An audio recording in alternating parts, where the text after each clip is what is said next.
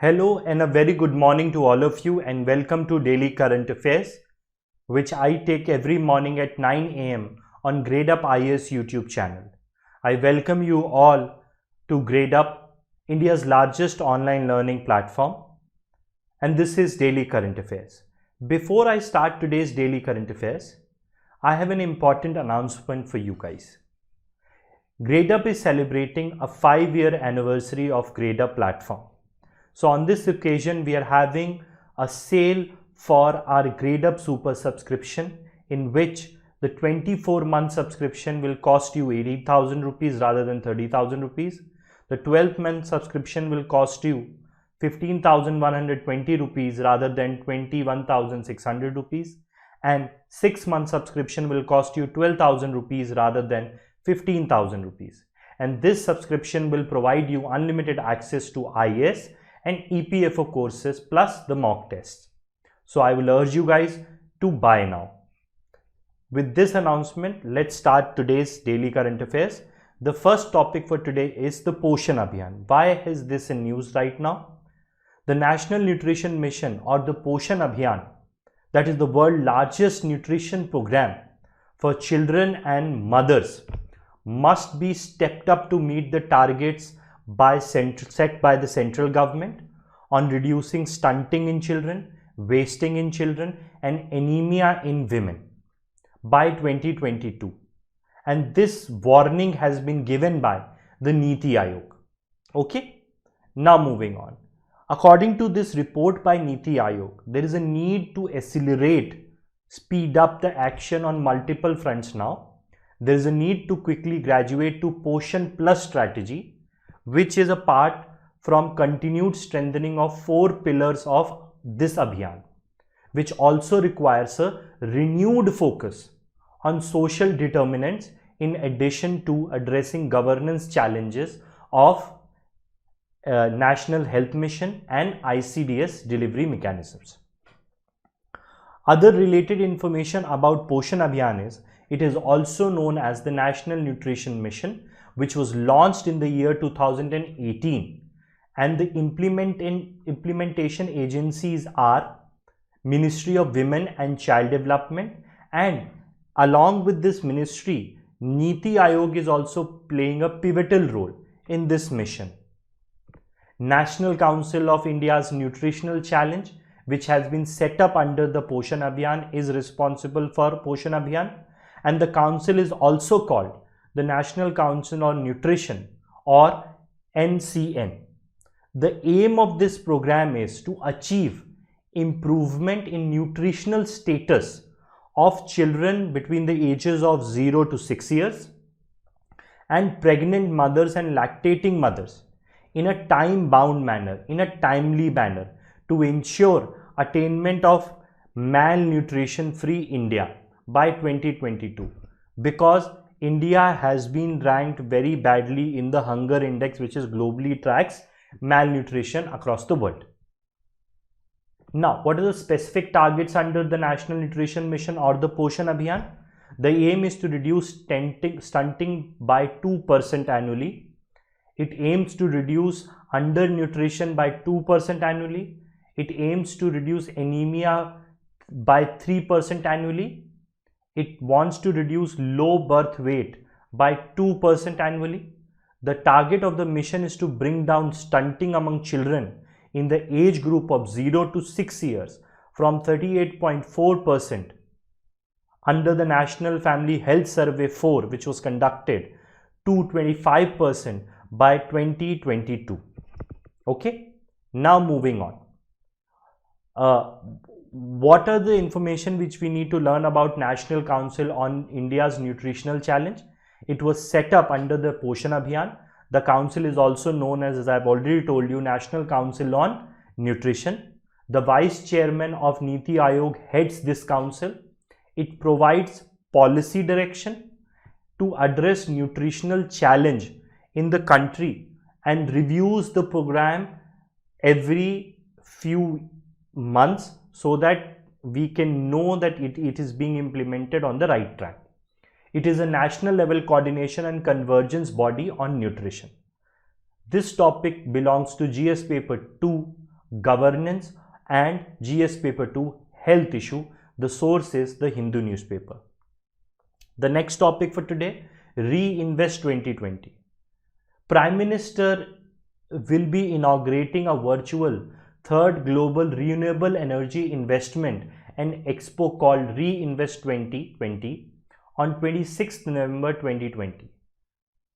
Now, Reinvest 2020 Summit is organized by New and Renewable Energy and will be held between 26th to 28th November 2020. Moving on. The theme of this year's Reinvest, that is Renewable Energy related Summit, is Innovation for Sustainable Energy Transition. The Reinvest 2020 will include a 2-day virtual conference on renewables and future energy choices. It will have an exhibition of manufacturers, developers, investors, and innovators engaged in the clean energy sector. The aim is to build upon the successes of first 2 editions of Reinvest 2015 and 2018 and to provide an international forum for investment and proposal for renewable energy. Now, let's get to know about certain important aspects of environment. In the Paris Agreement, which is also known as the Conference of Parties 21 COP21, which is a landmark environment accord that was adopted in the year 2015 to address the climate change and its negative impact. It replaced the Kyoto Protocol, which was earlier agreement to deal with climate change. The aim under this agreement is to reduce the global greenhouse gas emission to limit the global temperature increase in this century to well below 2 degrees centigrade, above the pre-industrial level, while pursuing the means to limit the increase by 1.5 degrees Celsius by 2100. It also includes addressing the financial losses to vulnerable countries which face climate impact such as extreme weather. It also focuses on raising money to help developing countries adapt to climate change and transition and to transit from fuel-based energy to clean energy. This part of the deal has been made non-legally binding on developed countries. So they're not legally bound to help the developing countries. Before the conference started, more than 180 countries had submitted pledges to cut their carbon emissions, which are also called Intended Nationally Determined Contributions or INDCs. These Intended Nationally Determined Contributions are Paris Agreement requires all parties to put forward their best effort through nationally determined contribution to strengthen these efforts in the years ahead. This includes requirements that all parties regularly report on their emissions and their implementation efforts. This is also legally not binding. India has reaffirmed its INDC's commitment to the meeting of goals under the agreement to combat the climate change. What are India's INDCs now, which it has to achieve by 2030? India promised to reduce emission intensity in its economy by 33 to 35% by 2030 from 2005 level. It will achieve 40% cumulative electricity power installed capacity from non-fossil fuel based energy resources, mainly renewable energy like wind and solar, by 2030. With help of transfer of technology and low cost international finance, including Green Climate Fund, India also promised to add additional carbon sink, which means sink which will absorb carbon dioxide from our atmosphere of 2.5 to 3 billion tons of carbon dioxide equivalent through additional forest and tree cover by 2030. So this is about Reinvest India and topics related to it. This is GS paper 3, environment. The source is The Hindu. Next topic for today is innovative technology infusion for better implementation of Jal Jeevan Mission. Recently, a multidisciplinary technical committee in the Department of Drinking Water and Sanitation and Ministry of Jal Shakti has recommended 5 technologies, specifically 3 technologies for drinking waters and 2 technologies for sanitation purposes. These 5 technologies have been recommended are Janajal water on wheel. It is Internet of Things based electric vehicle based on GPS location to enable delivery of safe water to the doorsteps of household. Then there is Presto online chlorinator. It is a non-electric dependent online chlorinator for disinfection of water for removal of bacteria contamination.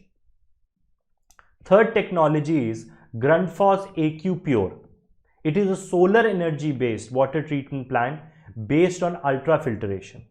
Then there is Zokosua technology. It is an inbuilt package, black, that is sewage, and grey water, that is kitchen and bath water treatment system, having an advanced anaerobic and aerobic configuration that can be installed underground.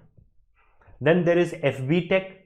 It is a site assembled decentralized sewage treatment system using fixed filter media. What will be the benefits? The recommendations of committee would help state and union territories so that they can use these technology depending on their requirements and suitability. These technologies were appraised at different levels before consideration and recommendations by the technical committee. What is Jal Jeevan Mission now?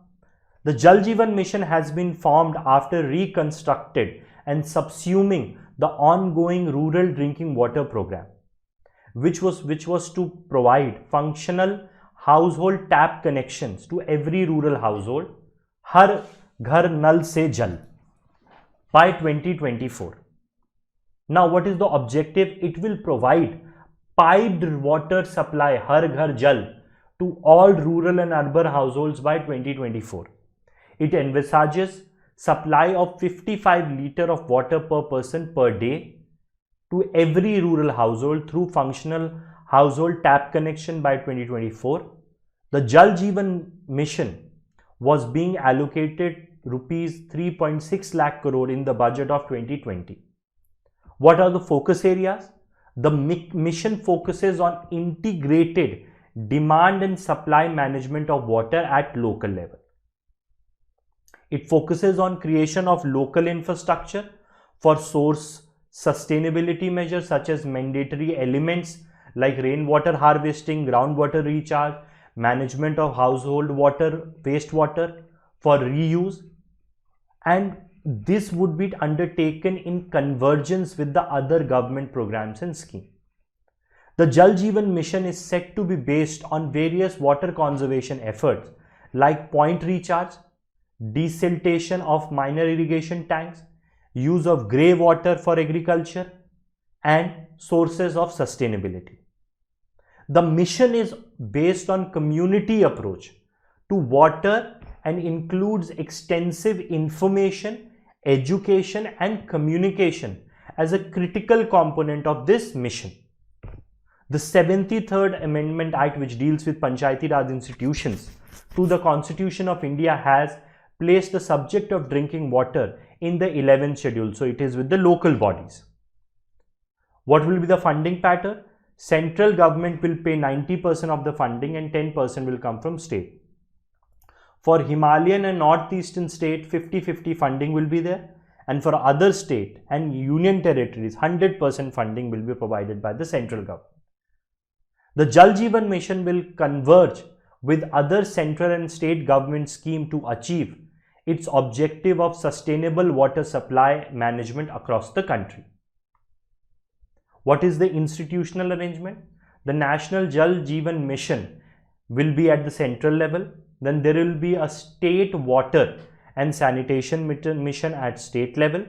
Then there will be district water and sanitation mission at district level. And then there will be village water sanitation committee at the village level. So this is the institutional setup from top to bottom. Then there will be a village action plan.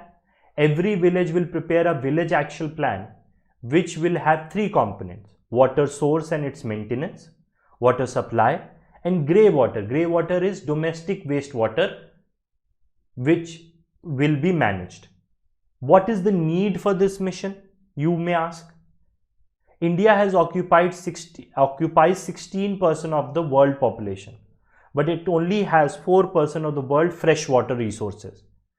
The major challenge in front of India is to provide potable drinking water to depleting groundwater level, overexploitation, and deteriorating water quality, and climate change is a challenge in front of India.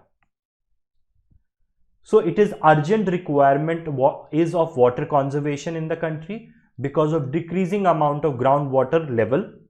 The Jal Jeevan Mission will focus on integrated demand and supply management of water at local level. So this was all about Jal Jeevan Mission. This is GS paper 2, Government Policies and Intervention. The source is the Hindu newspaper. Moving on to the next topic now. Large corporates should be allowed ownership of private bank. This is said by RBI. The internal working group of RBI was constituted to review the extent, ownership guideline and corporate structure of Indian private banks, and it has submitted a report recently.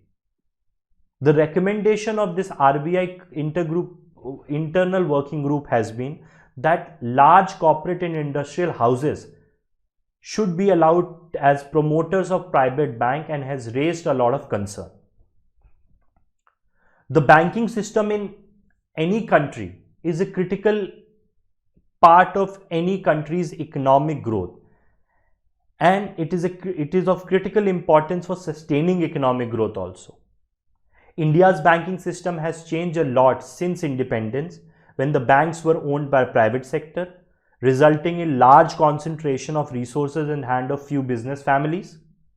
Then, to achieve widespread bank credit, prevent misuse, direct large volume of credit flow to priority sector, and to make effective instrument of economic development, government resorted to nationalization of bank in 1969, when 14 banks were nationalized, and in 1980s, when 6 banks were nationalized.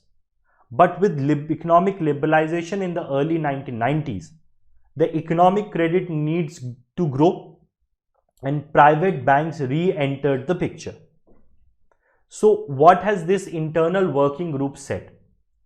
It said that there is a need for big corporate houses to come into banking sector because of poor coverage. Even after 3 decades of rapid growth, and total balance sheet of Indian banks still constitute less than 70% of the GDP, which is much less than compared to China, which is 175%. Second reason which they gave was inadequate credit to private players. So they said that domestic bank credit to private sector is just 50% of the GDP, when in the economies such as of China, Japan, US and Korea, it is upward to 150%. In other words, India's banking system has been struggling to meet the credit demand of the growing economy, credit demand of private sector. There is only one Indian bank in top 100 global banks by size. Further, Indian banks are also one of the least cost efficient banks across the world. So that is why this internal working group has suggested that big Indian corporates and industrial houses should be allowed to open private banks and become promoters of it.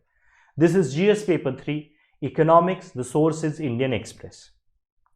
Moving on, desalination plants. Recently, Maharashtra state government announced setting up of a desalination plant in Mumbai, becoming the 4th state in the country to experiment with the idea of desalination plant. Okay. Now, the question in front of us is, what is it doing? What is a desalination plant? Desalination plant turns salt water into water which is fit for drinking needs. The most used technology used for this process is reverse osmosis, where external pressure is applied to push the solvent from an area to high solute concentration to an area of low solute concentration through membrane. Okay. Then microscopic pores in membranes allows water molecules through and leaves salt, most other impurities behind, releasing clean water from the other side. These plants are mostly set up in areas that have access to seawater. And how widely is this technology being used in India? Desalination plant has largely been limited to affluent countries like in Middle East and has recently started making inroads in United States and Australia. In India, Tamil Nadu has been a pioneer in using this technology. It has set up 2 desalination plants near Chennai in 2010, then in 2013. Now, the 2 plants supply 100 million liters a day to Chennai city. The other states to have proposed these plants are Gujarat, which have announced to set up 100 million liter per day RO plant at Jodhia coast in Jamnagar district. Then there are also proposals to set up desalination plants in Dwarka, Kutch, Dahej, Somnath, Bhavnagar, Pipavav, which are all coastal areas of Gujarat. Another state which has proposed setting up a desalination plant is Andhra Pradesh, and Andhra Pradesh is also proposed to setting up this desalination plant. This is GS paper 3, environment, and the source is the Indian Express. So this was today's daily current affairs. Now, before I end today's daily current affairs, I will want to again remind you that Grade Up is celebrating its 5th anniversary, and in the occasion of our 5th anniversary, we are having an anniversary sale for our Grade Up Super subscription, in which our 12-month subscription plan will be available to you at 18,000 rather than 30,000 rupees.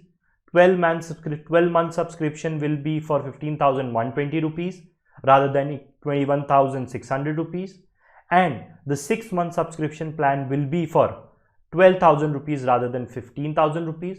So please subscribe to our Grade Up Super subscription. You are getting an offer right now. It will provide you unlimited access to IAS and EPFO courses plus mock tests. So I'll urge you guys to buy now. Apart from this, to make and help you your IAS preparation better, Grade Up Super brings to you IAS 2021, a comprehensive course on GS prelims cum mains. It is available both in English and Hindi medium. Under this course, you'll get 350 plus live GS classes, 325 plus PDFs, 5,000 practice question, additional classes of Yojana, India Yearbook, Kurukshetra, magazine and CSAT, 30 mock tests for prelims, 20 sectional and 10 full length, 12 GS tests for mains, 2 essay tests and 7 previous year paper tests. Now, with Grade Up Super, you get 11 plus structured live course and 60 plus mock tests. So we are currently running IAS 2021, a comprehensive course for GS prelim cum mains, UPSC EPFO, a comprehensive course for prelims, a complete NCERT module for civil services exam from 6th to 12th. Now, you will be taught by our expert faculties such as Naman Jain sir, who is an economy expert, Vasu Katara sir, who is ethics and internal security expert, B. Teja Sai sir, who is science and technology expert, Himani Surya and Shailendra Singh, who are NCERT expert. Then there is Harthmesh sir, who is polity expert. Then there is Rohan Tyagi sir, who is geography and ecology expert. And then there is me, Kumar Prateek. I teach economy and current affairs on Grade Up platform. Apart from all this, we are conducting daily free classes on our Grade Up app for you guys. We have daily editorial analysis at 12 p.m, UPSC EPFO at 5 p.m, special 5 lecture series at 7 p.m, GS for IAS, our ranker series for IAS 2021 at 8 p.m, and daily current affairs or at 9 p.m. Apart from this, every day we are conducting classes on our Grade Up IAS YouTube channel for you guys. Like at 9 a.m. every day from Tuesday to Saturday, I am there presenting to you guys daily current affairs. So I'll urge you guys to please share, subscribe and like our Grade Up IAS YouTube channel. With this, I take your leave. I'll see you guys tomorrow again. Till then, thank you very much. Bye-bye.